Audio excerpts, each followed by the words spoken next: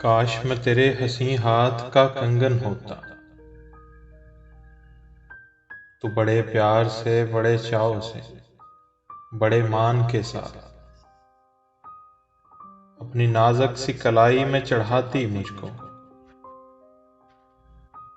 और बेताबी से फरकत के हज़ां लम्हों में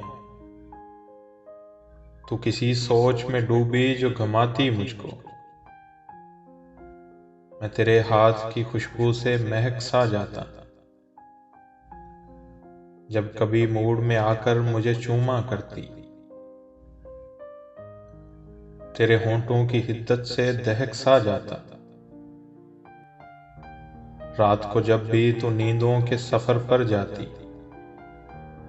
मरमरी हाथ का एक तकिया सा बनाया करती।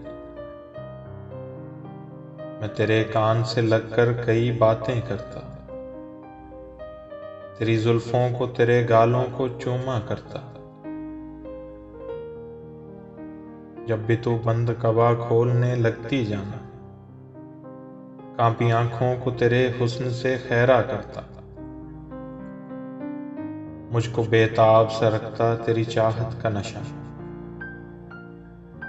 मैं तेरी रूह के गुलशन में महकता रहता।